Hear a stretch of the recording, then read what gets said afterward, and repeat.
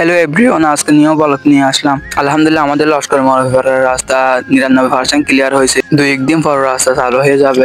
আজকে আমরা যাবো সোনোয়া সমুদ্র সৈকত। এখন গাড়িতে উঠে যাব। আমার সাথে আছে আমার বড় ভাই এনাম ভাই।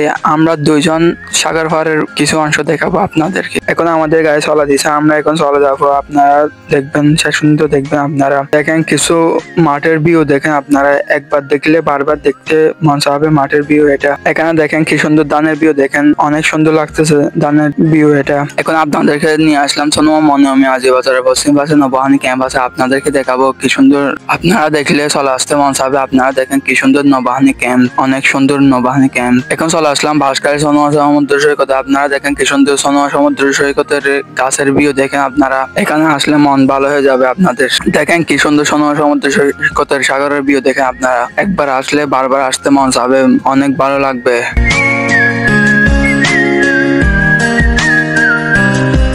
বেড়ে বাঁধের পাশে দেখেন কি সুন্দর বাল দিয়ে বস্তা দিয়েছে, অনেক সুন্দর লাগতেছে। আপনারা দেখেন।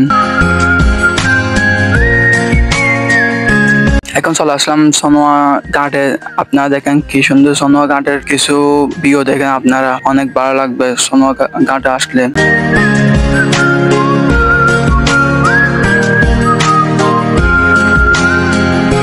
বড় বড় বুট এগুলো নিয়ে শহরে লবণ নিয়ে যায়। আপনারা দেখেন কতগুলো বুট দেখেন কি সুন্দর সুন্দর। দেখেন কি সুন্দর ভাস্করের সমুদ্র সৈকতের ভিউ, একবার দেখলে বারবার দেখতে মন চাইবে আপনার। আজকের ভিডিও এতটুকু, দেখা হবে পরবর্তী ভিডিওতে। আসসালামু আলাইকুম, গুড বাই, জি ইউ।